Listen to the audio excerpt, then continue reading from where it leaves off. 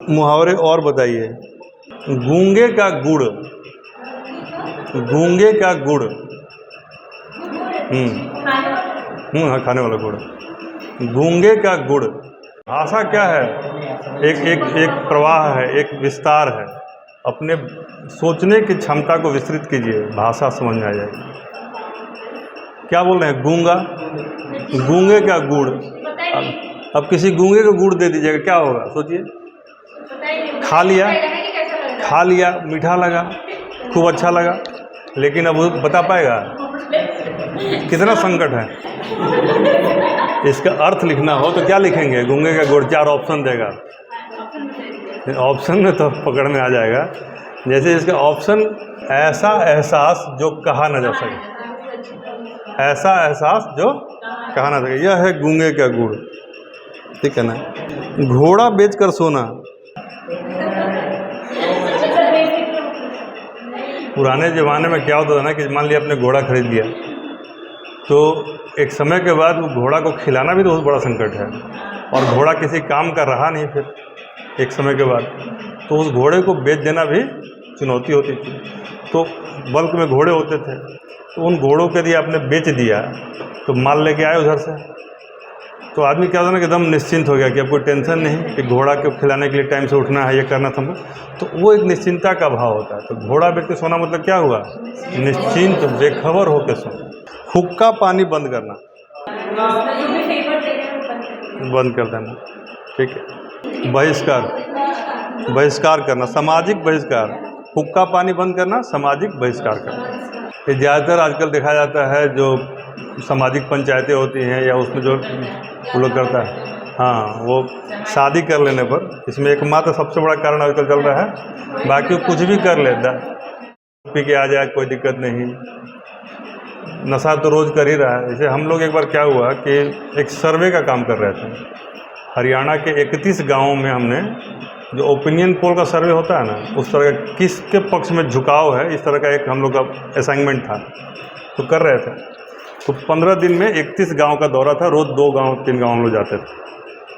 तो बहुत सारे क्वेश्चनियर होते हैं, हम लोग पूछते थे कि ये सवाल, तो उसमें एक सवाल रहता था कि आप नशा करते हैं कि नहीं। तो हरियाणवी सब बोलते थे, बड़ा भाई साहब नशा करते हैं? नशा कौन ही, नशा कोणी मतलब नहीं, नशा नहीं करते, नशा कोणी मतलब नशा नहीं करते। तो हम लोग लिख दिए नशा कोणी मतलब नशा नहीं। बोलते कि हैं, हाँ मैं पीता हूँ। उसके नशा का मतलब है कि वो सूंघ नहीं रहा है, उसके नशा का मतलब है कि वो घोप नहीं रहा है, उसको नशे ना मानता है और अपने आप को नॉर्मल मान रहा है कि हम तो खाली सुबह शाम बेवड़ा की तरह सर। तो ये हर घर में, और इसीलिए देखिएगा कि उधर महिलाएं ज़्यादा काम करती हैं, अब पुरुष जो है लेके, सारे पुरुषों की बात वो नहीं है। तो वो सब जो है उस पर हुक्का पानी बंद नहीं होगा।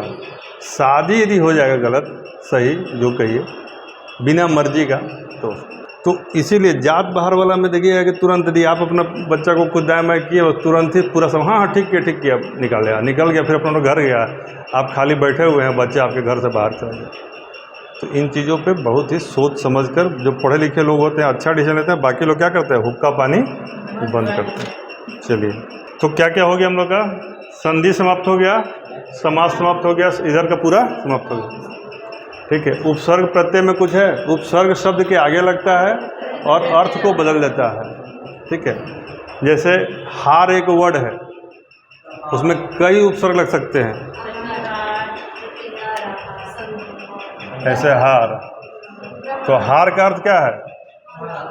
गले का हार है, माला।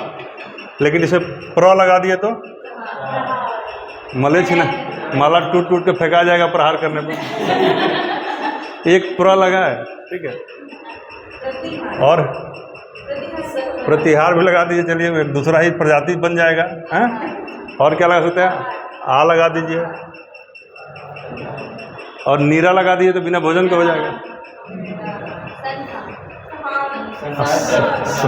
संग लगा दिए तो सम होता है बेसिकली, ठीक है ना। और उप लगाइए ना, इतने देर से कर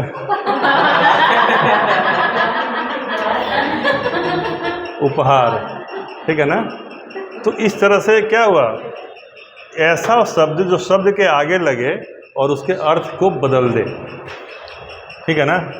इसी में यदि प्रत्यय लगाना हो तो क्या लग सकता है, हार में, हार वाला नहीं लग सकता है। प्रत्यय इस तरह के जो कि पीछे लगे और उसके शब्द को बदल दे या फिर उसमें कुछ ऐड करे, ठीक है ना। जैसे कि बहुत सारा, जैसे कि हिंदी और संस्कृत में थोड़ा सा अंतर होता है, यानी पीछे लगने वाला, जैसे सानच प्रत्यय लगता है ना जब किसी शब्द में, तो वाला का अर्थ आता है। तो वो आप लोग को नहीं पढ़ना है, क्योंकि वो संस्कृत में क्या प्रत्यय होता है, सानच।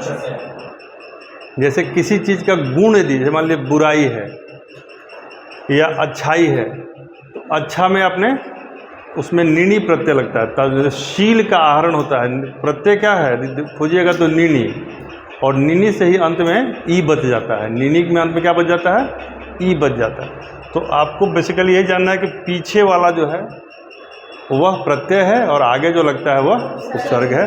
बाकी आप इतना तो अपनी भाषा है, इतना तो ऐसे भी समझिएगा कि इसका अर्थ क्या होगा, कोई दिक्कत है क्या। तो संधि, समास, उपसर्ग, प्रत्यय, अनुलोम विलोम। आइए अनुलोम विलोम देखते हैं कुछ।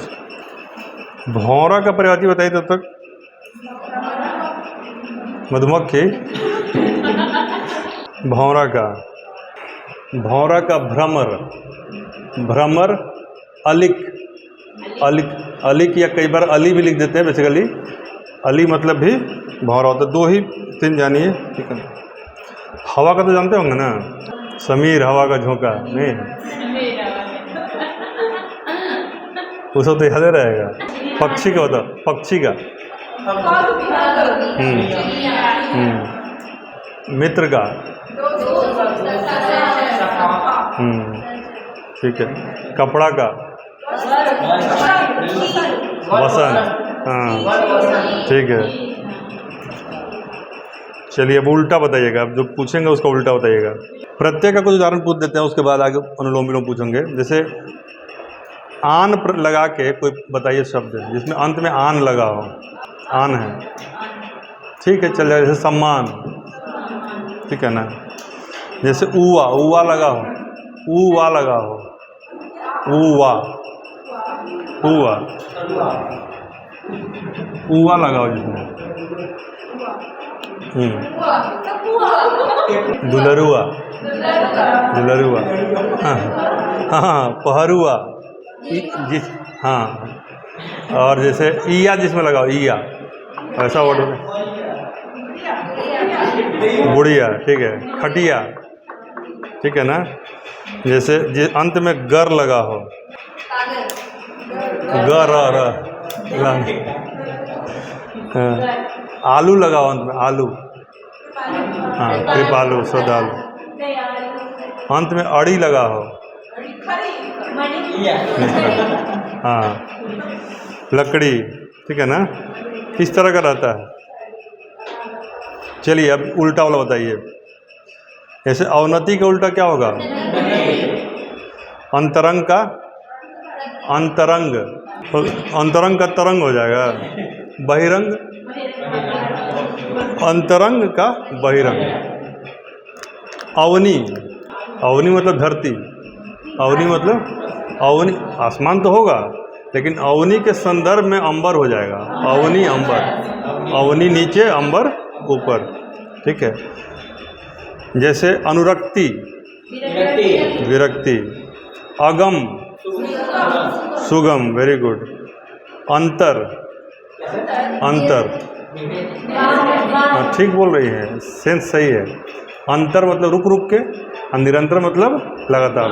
अंतर का सतत हो जाता है, सतत, अंतर का सतत, ठीक है। बताइए अधुनातन, पुरातन, वेरी गुड, ठीक है। अर्पण, अर्पण का दर्पण, अर्पण, अर्पण मतलब क्या होता है, देना, तो ग्रहण, अर्पण का उल्टा ग्रहण। अर्पण मतलब देना, ग्रहण मतलब लेना, ठीक है। जैसे दरोगा है, इसका अर्थ क्या होता है, द, चाहे रो के द चाहे गा के द, द रो गा, यानी रो के द चाहे गा के द, लेकिन द। जैसे दमाद, दमाद, शब्दों को तोड़िएगा तो हास्य उत्पन्न होता है, ठीक है ना। शब्द से खेलिए। अनंत, अनंत का बहुत अच्छा होता है। अनंत, अनंत है। अनंत का अर्थ क्या हुआ? जिस आप लोग व्याख्या कीजिएगा ना तो अर्थ निकल जाएगा वहीं पर। जिसका कोई अंत ना हो यानी अनंत, और जिसमें अंत हो यानी स अंत यानी शांत, दंत स वाला शांत, स जोड़ अंत, क्या हो जाएगा? स जोड़ अंत होता है ना, क्या हो जाएगा? शांत। अति का उल्टा क्या होता है? अति, अति का प्रतीक है। अति का, अति मतलब आपने अति कर दिया, आप अल्प, अल्प, वेरी गुड। अति का अल्प। आश्रित का अनाश्रित। अगला पिछला सब तो याद होगा ना। अल्पायु का अपेक्षा का, वेरी गुड। अग्रज का अनुज। अमावस्या का, ठीक है। अग्नि का जल। अध का अध, अध मतलब नीचे, ऊपरी, ठीक है। आकर्षण का, आकुंचन का, प्रकुंचन, प्रसारण, प्रसारण। वो हम बायोलॉजी में आकुंचन प्रकुंचन बताएं, लेकिन ठीक है ना। आकुंचन का प्रसारण, ठीक है। आत्मा का, आत्मा का उल्टा परमात्मा है, ठीक है। वैसे भी प्लस माइनस मिल के पूर्ण हो जाता है, तो आत्मा और परमात्मा यदि प्लस माइनस नहीं है तो मिल के पूर्ण नहीं होता, इसे चल जाएगा। नियम है ना, मेल फीमेल मिल के पूर्ण हो जाता है। तो वैसे ही आत्मा परमात्मा मिलन के बाद यानी निगेटिव पॉजिटिव बैलेंस हो जाता है, ठीक है। अगला आमिष, निरामिष। आरोह, अवरोह, निरोह क्या होता है? आरोही का अवरोही ना होगा। आविर्भाव, इसका जो बता देगा ना, मेरे तरफ से एक कलम लेगा। आविर्भाव का उल्टा जो बता देगा। आविर्भाव प्रादुर्भाव समानार्थक है। आविर्भाव भी वही हुआ कि इनका आविर्भाव हुआ, और उधर से एक तो अग्नि जेल मिलेगा जो भी बताएगा सही। अग्नि जेल गिफ्ट है इस पर, जो बता देगा सही इसी पर। अग्नि जेल पेन, क्योंकि आज चाय पिला देंगे इसलिए कि इसके तुरंत बाद आप लोग का क्लास है 69 का 40 दिन का हम लोग बैच शुरू कर रहे हैं, और आज उसका पहला क्लास है इसके बाद, ठीक है। क्या टाइम हो गया? 11:30, तो 12 बजे से उसको स्टार्ट करेंगे, ठीक है। आविर्भाव का उल्टा होता है तिरोभाव, एक तिरोहित होना, तिरोभाव। आविर्भाव का उल्टा होगा तिरोभाव। जैसे आह्वान का उल्टा क्या होगा? हम लोग क्या करते हैं? पूजा शुरू करते तो आह्वान करते हैं और अंत में विसर्जन करते हैं, तो आह्वान का उल्टा हो जाएगा विसर्जन, ठीक है। जैसे उत्तम का उल्टा क्या होगा? यह उत्तम पुरुष है तो क्या हो जाएगा? अधम पुरुष। उत्तम का अधम, ठीक है। उग्र का उल्टा क्या होगा? शांत, सौम्य। चल सकता है, जैसा सेंस रहेगा। कृतज्ञ का पूछता है कई बार, आप लोग से पूछेगा ही, इस बार के लिए इंपॉर्टेंट है। कृतज्ञ का कृतघ्न, तग्न। कृत्रिम का क्या होता है? कृत्रिम का प्राकृत, हाँ, ठीक है। कृपण का उल्टा ठीक है, उदार या दानी, ठीक है ना। क्रोध का उल्टा क्षमा, क्रोध का उल्टा है क्षमा। गरल का उल्टा, गरल मतलब विष, गरल मतलब विष, विष का उल्टा अमृत, सुधा, ठीक है। छली का उल्टा निश्चल, छली का उल्टा निश्चल। तरुण का उल्टा तरुण, तरुण मतलब यौवन, नया। वृद्ध, प्रौढ़, प्रौढ़। तिक्त, तिक्त का उल्टा तिक्त, तिक्त कटु कषाय होता है ना, तिक्त का उल्टा क्या होगा? जैसे कि स्वाद का 3 रूप है, तिक्त, कटु और कषाय। मतलब पूरे वर्ल्ड का जितना भी टेस्ट है ना, जो मीठा के अलावा वो इन्हीं तीनों में आता है। कौन कौन सा? तिक्त, कटु और कषाय, इसी में सब विभाजित होता है। तो तिक्त का उल्टा होता है मधुर। नश्वर, नश्वर का उल्टा क्या होगा? शाश्वत। वेरी गुड, शाश्वत। निषेध का उल्टा, वो तो निषेध प्रतिषेध एक ही होता है, निषेध प्रतिषेध एक ही हुआ। हाँ, आदेश हो सकता है, निषेध का आदेश भी होता है, लेकिन वो सेंस वो नहीं है। जैसे किसी चीज़ का निषेध करना और किसी चीज़ के बारे में विधि बनाना, विधि बनाना और निषेध करना उल्टा होता है, ठीक है ना। यानी निषेध का उल्टा विधि लिखिए।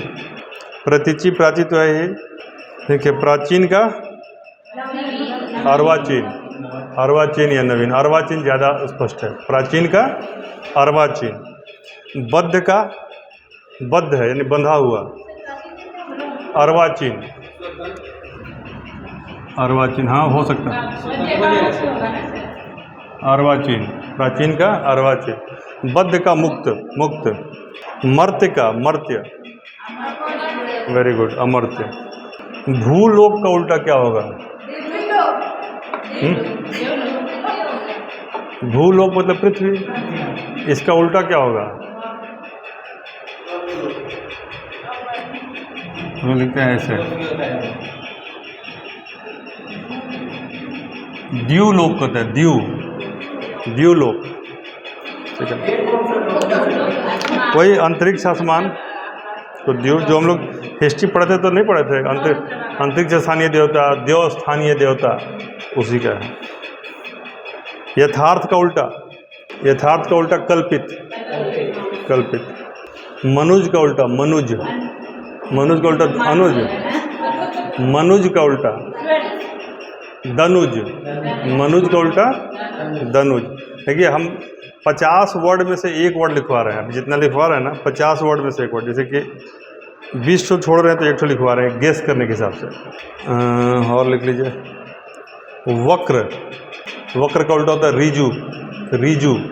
वक्र मतलब, हाँ वक्र मतलब टेढ़ा, ठीक है। एक बताइए इसका समास का उल्टा, समास का उल्टा संधि होता है, जैसे कि समास का उल्टा व्यास होता है, व्यास, समास का उल्टा व्यास। सुमति का कुमति या दुर्मति। श्री गणेश का उल्टा क्या होगा? श्री गणेश, क्या बोले? वेरी गुड, इतिश्री। श्री गणेश का उल्टा होगा इतिश्री।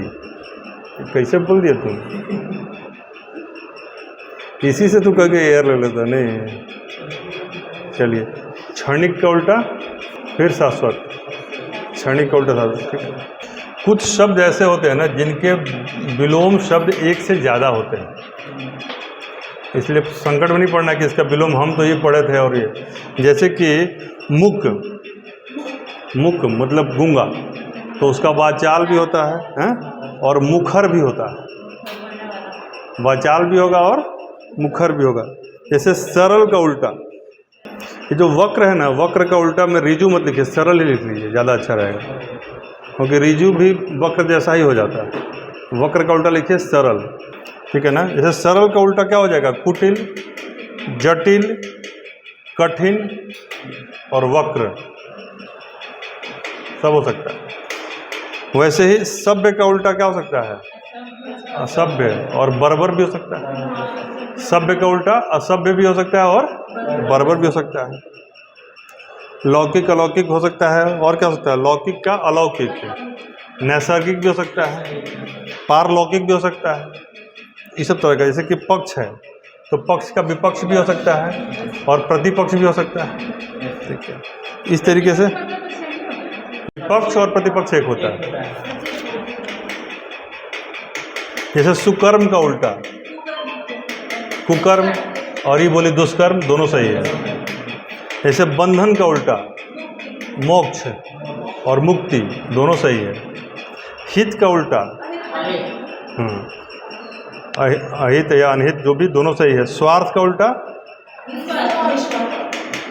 परमार्थ या परार्थ, ठीक है ना। नश्वर का उल्टा शाश्वत और अनश्वर, सब सही है। जैसे राजा का उल्टा क्या होगा? रंग, कभी भी राजा का निर्धन नहीं कर देना है, ठीक है ना। बाकी आपको हम भेज देंगे संधि का लिस्ट देख लीजिएगा। पर्यायवाची शब्द आपके हो ही गए, और पर्यायवाची शब्द का भी लिस्ट भेज दे क्या। जैसे आँख का पर्यायवाची बताइए तो कुछ, आँख का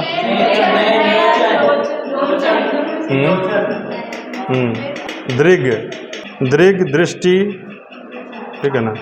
कुछ लिस्ट है, दे देंगे, उसमें टिक लगा के उसको कर लीजिएगा। समानार्थक हो गया, और इसमें क्या बचा, इडियम्स एंड फ्रेजेस भी बता ही दिए। संक्षेपण तो कोई भी जो आपको वाक्य मतलब दिया हो उसको 1/3 में करना और एक उसका हेडिंग देके लिख देना, किसी वो संक्षेपण कहते हैं। यानी जो बात 100 वर्ड में है उसको 33 वर्ड में लिखना है और उसका एक अलग से हेडिंग दे देना है, तो इसी को कहते हैं संक्षेपण करना, वही समरी हो गया।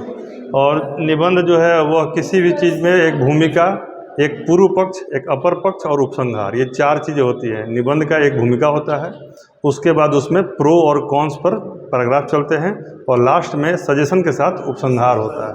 तो यह उसका मेन बॉडी में 2 पार्ट होता है, एक लेफ्ट पार्ट और एक राइट पार्ट। राइट पार्ट उसके पॉजिटिव एस्पेक्ट को बताता है और लेफ्ट पार्ट उसके नेगेटिव एस्पेक्ट को बताता है। यह लंबा हो सकता है, कई पैराग्राफ में हो सकता है, लेकिन अंत में आपको एक डायरेक्शनल देना होता है कि इसमें यह किया जा सकता है या ऐसा करने की ज़रूरत है, और सब कुछ जहाँ से आपने शुरू किया है वहाँ से अंत करना ही निबंध कहलाता है। निबंध की जो भूमिका होती है उसका परिभाषा है भूमि रीव भूमिका, यानी भूमिका कैसी होनी चाहिए, जो जमीन बनाए, यानी आगे जो बात आप कहने जा रहे हैं उसकी भूमिका में उसके प्रति उत्सुकता का भाव पैदा होना चाहिए, क्यूरियोसिटी पैदा होना चाहिए कि आपकी आगे की बात को पढ़ने की चाहत जिंदा रहे, इसी को भूमिका कहते हैं। अक्सर लोग सोचते कुछ भी लिख दिए भूमिका हो गया, नहीं, भूमिका में आपने जो बात लिखा है वो उपसंहार में वो बात आना चाहिए, और तब जाके क्या होता है, मुंह और पूंछ मिलेगा तो फिर कंप्लीट होगा। तो यह हो गया। बाकी और तो इसमें ऐसा कुछ बचा नहीं है। हाँ, अलंकार की जहाँ तक बात करें, अलंकार वो उतना पूछता नहीं है, लेकिन अलंकार में क्या, जैसे देखिए प्रमुखतः 2 तरीके के अलंकार होते हैं। कैसे, शब्दालंकार और अर्थालंकार, यानी जो शब्द से अलंकार पैदा करे। अलंकार मतलब चमत्कार, यानी जिसको देख के भी चमत्कृत हो जाए मन, उसको क्या कहते हैं। जैसे हम यहाँ पर क्या किए, परसों फंक्शन था तो आप लोगों ने कुछ लगाया, क्या क्या, इसको अलंकृत कर दिया, सजा दिया, एक विशेष तरीके से विशेष पैटर्न को फॉलो किया। हर जगह 3-3 लगाया, भले एक उड़ गया अलग मैटर है, लेकिन 3-3 लगाया, तो यह विशेष पैटर्न पे चला, एक निश्चित दूरी पे लगाया। तो ऐसी हो, तो वो जो शब्दों के आधार पर ऐसा पैदा किया जाए उसको क्या कहते हैं, शब्दालंकार। और ऐसा जब अर्थ के आधार पर हो जाए तो अर्थालंकार। जैसे कि हमने उस दिन एक श्लोक बोला था कि भिद्या दुद्य दुदार दर दूर दरि द्रोहो द्रेक द्रुमो महर्षि हर्ष अनिक अनाय व, तो इसमें क्या है, भिद्या दुद्य दुदार दर दूर दरि, केवल द का प्रयोग हो रहा है, द और र का प्रयोग हो रहा है। तो द और र के लगातार प्रयोग करने से क्या हुआ, एक चमत्कार उत्पन्न हो रहा है, काव्य कौशल उत्पन्न हो रहा है, रिदम आ रहा है। तो शब्द ऐसा क्या हुआ कि वर्णों का हमने विशेष रूप से प्रयोग किया, जिसके चलते एक रिदम आया, एक अलग तरह का चमत्कार पैदा हुआ, इसी को शब्दालंकार कहते हैं। ठीक है, जैसे इसमें सबसे जो बड़ा शब्दालंकार है उसका नाम है अनुप्रास।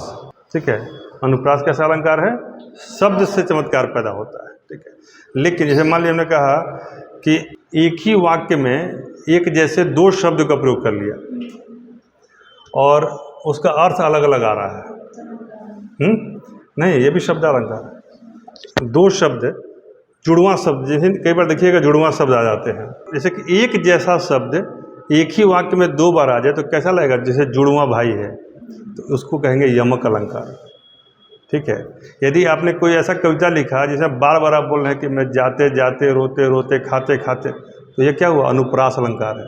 आप बार बार शब्द का अनुप्रास कर रहे हैं, पुनरावृत्ति करते, यह अनुप्रास है। लेकिन आपने एक मतलब वर्ण का अनुवृत्ति नहीं किया, शब्द का किया। एक ही जैसा शब्द यदि रिपीट हो जाए तो इसको क्या बोलेंगे, जुड़वां, यानी यमक। यमक मतलब होता है जुड़वां। तो बेसिकली यही पूछता है। और यह जो मैंने वहाँ पे बताया, चांद जैसा मुखड़ा, चांद जैसा मुखड़ा, तो मुखड़े की उपमा किससे दी, चांद से। उपमान कौन है, चांद है। तो यहाँ पर यह उपमा अलंकार, कालिदास सबसे अधिक इसी का प्रयोग करते थे। इसमें जैसा वर्ड लगाया जाता है, ईव, संस्कृत में लिखेंगे तो ईव लगेगा, हिंदी में क्या लगेगा, जैसा, चांद जैसा मुखड़ा। तो जहाँ पर ये जैसा वाला भाव लगेगा, यह क्या है, या उपमा अलंकार है। लेकिन जहाँ पर शब्द का कि आजकल तो तुम्हारा चलती है, इतना ही बोल, नहीं चलती जो बोलो तो हाँ चलती है, तुम आजकल बहुत सुधर गए हो, तो सुधर गए हो में क्या है, व्यंजना है, ठीक है। तुम्हारा तो घर भरा हुआ है, ये क्या है, तुम्हारे घर से तो नोट का बोरी निकलता है गेट खोलने पे, तो इसका मतलब है कि अतिशयोक्ति चल रहा है, ठीक है। लेकिन यदि किसी बोले कि देखो तुम एक ऐसा दवा खा लो, क्योंकि कड़वा चीज़ जो है ना वही फायदा करता है, तो इसमें हमने क्या दिया, दृष्टांत दिया। खिलाना है दवा, लेकिन दृष्टांत क्या दिया कि कड़वी चीज़ें फ़ायदेमंद होती हैं। और बोला कि देखो जो ऐसा बात जो फ़ायदा भी करे और बहुत मीठा भी लगे, ऐसा बहुत रेयर होता है। तो हमने एक उदाहरण से आपको समझाया, तो इसको क्या कहेंगे, दृष्टांत अलंकार।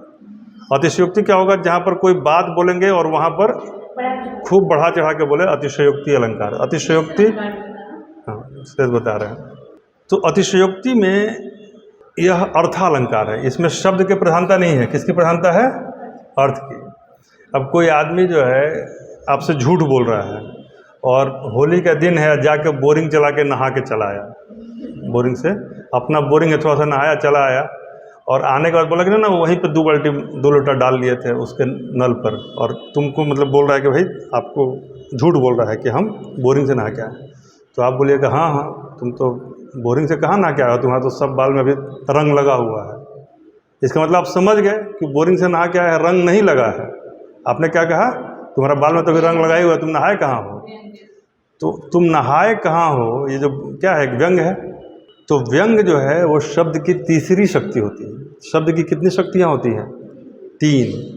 क्या कहते हैं उसको, अभिधा, लक्षणा और व्यंजना। शब्द की पहली शक्ति अभिधा होती है, यानी जो कहा जाए उसका वही अर्थ समझ में आए। शब्दार्थ की जहाँ प्रधानता होती है उसको क्या बोलते हैं, अभिधा। शब्द के मूल अर्थ की प्रधानता हो उसको क्या कहते हैं, अभिधा। लेकिन जहाँ दूसरे अर्थ की प्रधानता हो, यानी कि जो कहा जाए उसके बाद सेकंड मीनिंग समझ में आए, उसको कहते हैं लक्षणा। शब्द की दूसरी शक्ति का नाम है लक्षणा। जैसे कि आप देखिएगा, बहुत लोग अखबार में भाषा में लिख देते हैं कि बहुत वहाँ पे बंदूक आने लगा, लाठी पे लाठी चलने लगा। तो लाठी अपने चलेगा, वहीं कह रहा है कि आदमी आके लाठी से लाठी मारने लगा, नहीं कहता। लेकिन तो अरे जैसे गांव देहात में तो कि बहुत नाल निकल रहे, मैं 40 गो नाल इन्हें से 40 गो नाल होने से, नाल मतलब होता है ना बंदूक, तो नाल अपने निकल जाएगा। लेकिन आदमी तो नहीं कर रहा कि आदमी नाल लेके निकला था बंदूक लेके। लाठियों पे पड़ी, लाठी पे पड़ा, कट आवाज़ आता है। ये जो है ये शब्द की दूसरी शक्ति है, सेकंड मीनिंग। यानी कि आप समझ जा रहे हैं कि बहुत लोग आपस में मार किए होंगे। लेकिन एक व्यक्ति आता है, वो कहता है कि सूरज डूब गया, इसका 3 अर्थ निकलेगा। सूरज डूब गया, मान लीजिए 16 अगस्त को जब वाजपेयी जी की मृत्यु हुई, कोई कह सकता था सूरज डूब गया। लेकिन एक किसान जिसको इस सबसे मतलब नहीं है, वो सोचेगा वो सूरज डूब गया, सूर्यास्त हो गया, वो क्या करेगा, अपना घोड़ा, वो भी सेकंड मीनिंग ले रहा है। सूरज डूब गया, उसको सूर्यास्त से मतलब नहीं है। सूरज डूब गया तो उसको अपना गाय भैंस को अब खाना खिलाना है, उसको बांधना है या खेतों से वापस लाना है। तो क्या हुआ, उसके लिए सेकंड मीनिंग है। और जो आदमी समझा सूरज डूब गया तब सूरज की तरफ देखने लगा कि सही में दिख रहा है कि नहीं दिख रहा है, उसमें मुझे पहला मीनिंग समझा। तो एक ही शब्द के 3 अर्थ निकले। एक है अभिधा, यानी सूरज डूब गया, यानी the sun is all about to set, तो ये हो गया सनसेट। सेकंड मीनिंग है कि सूरज डूब गया, यानी कि वह कार्य जो सूर्यास्त के बाद नहीं होना चाहिए, उन सबको हम समेट लें। खेती हो, जब पढ़ने वाले बच्चे अब खेल छोड़ के अब घरों में जाएंगे, पढ़ने जाएंगे, तो यह खेल बंद कर दिया। सूरज डूब गया, उसको बोलने पर क्या, वो खेल बंद। बच्चा के दिमाग में यही आएगा कि खेल बंद, ठीक है ना। तो ये दूसरा अर्थ है। तीसरा अर्थ क्या है कि एक बड़े व्यक्ति का निधन हो गया। 3 अर्थ निकला ना। तो ऐसे ही बहुत, हर शब्द के तो नहीं, लेकिन शब्द की सबसे बड़ी शक्ति होती है व्यंजना, और शब्द की व्यंजना शक्ति को समझने का सामर्थ्य सब में नहीं होता। इसके लिए काफ़ी मतलब मैच्योर ब्रेन चाहिए, और पढ़ा लिखा होना चाहिए, और अनुभव होना चाहिए। तो इसीलिए कहा था कि भाई इसको नहीं समझना, नहीं कहता कि चुटकुला देखिएगा ना, किसी को सुना दीजिएगा तो कोई कोई आदमी देर से समझता है, तो उसका प्रॉब्लम नहीं है, उस शब्द का तीसरा शक्ति को कम समझता है, ठीक है ना। क्योंकि मान लीजिए कोई आया बोला कि यार हम तुमको जानते हैं, तुम पे पूरा भरोसा है हमको, आप बोल रहे हैं कि भरोसा है, वो समझ रहा है कि भरोसा नहीं कर रहा है। यही ना तरीका होता है बोलने का व्यंग में। तो इस शब्द की 3 शक्ति है। तो आप कौन सा अलंकार बोल रही थी? श्लेष।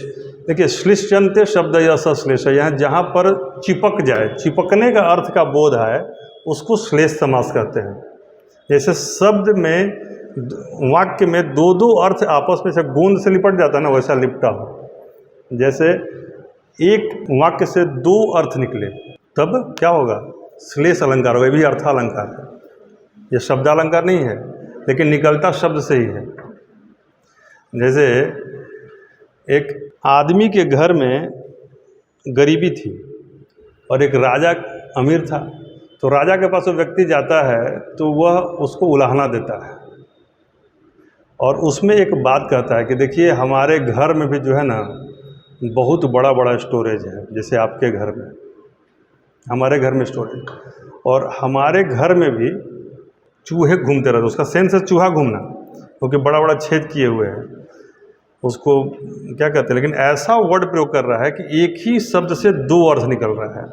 राजा के घर का सोने का मृदभांड और उसके घर का चूहा के द्वारा बनाया गया बिल के लिए एक शब्द का प्रयोग कर दे रहा है, ठीक है। और अंत में कहता है कि संप्रति समम आवयो सदनम, यानी वर्तमान में हमारा और आपका घर एक ही जैसा है। तो ऐसे ऐसे शब्दों का प्रयोग करना जिनसे कि 2 अर्थ निकले, एक अमीरी के अर्थ में जाए और एक गरीबी के अर्थ में जाए, लेकिन दोनों शब्द एक ही हो, 2 शब्द का प्रयोग नहीं करे, ऐसे शब्द को ही श्लेष कहते हैं। उदाहरण इनके आपको लिस्ट दे देंगे, देख लीजिएगा, ठीक है ना।